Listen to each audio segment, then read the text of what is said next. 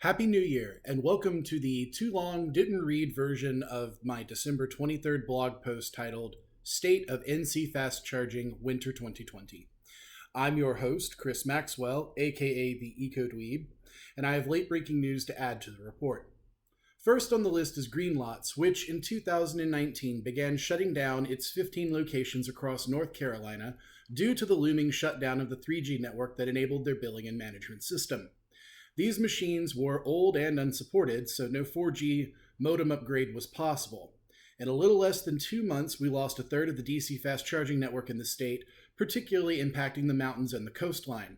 I reached out to Brightfield Transportation, the asset owners of the Signet machines that were once the Greenlots network, in February of 2020, and got a canned response that was a rehash of the messages posted to PlugShare, right down to the, quote, "We expect to finalize our transaction with Quick Charge in January and have those stations back up and running sometime in February." The email was dated February 11th, so did you or did you not finalize the transaction? I reached out to Quick Charge in Atlanta, the new asset owners, and the CEO told me that he was leaving the company as soon as this acquisition was finished, which he'd hoped would be done by the end of the month. I called back later in the summer and spoke to the new CEO, who said the current plan is to add credit card readers to these machines to get them back online. Fast forward to January 5th, 2021, my bestie Bradley sends me a link to an article that says Verizon has decided not to decommission the 3G network. Well, given that Verizon is the only game in town for at least 2 of these machines, there's a strong likelihood that these boxes can come back online with Greenlots. I fired off an email to Quick Charge and I got a response within a few hours. The response was that they are going to contact Verizon and Greenlots and they would see what could be done. The email also stated that these machines are so old and so unsupported that they can't conform to the Open Charge Point Protocol version 1.6, which means that no network partners want to work with them, and worse, they can't find a software developer willing to rewrite the software the machines use because they are deprecated. So will Greenlots make a big comeback? I don't know, but I'll let you know as soon as I do.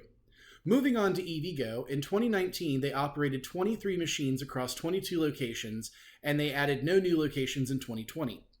However, their network has started to deteriorate due to neglect. As of this recording, only 3 of 8 dispensers in the triangle have a functional CCS connector, and 2 are completely powered off due to hardware failures. Now, EVGO was awarded money under the VW diesel emission settlement to build 4 new locations in North Carolina, all of them at Lowe's Food grocery stores in Raleigh, Greensboro, Kernersville, and Harrisburg. Notable, all locations are slated to have 2 dispensers, but Greensboro is the only one that won't be 200 kilowatt power output. Greensboro will only be a 50, and the question on my mind is, will these 200 kilowatt locations be shared power? Only time will tell.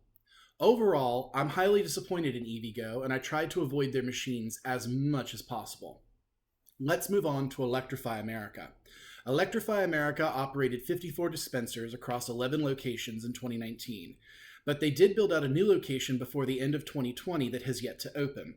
Electrify America also replaced every FSEC manufactured charging station with a Signet branded charging station between September and December of 2020. Rumor has it the new location in Statesville will be open by the end of January. This will bring Electrify America to a total of 58 machines across 12 locations.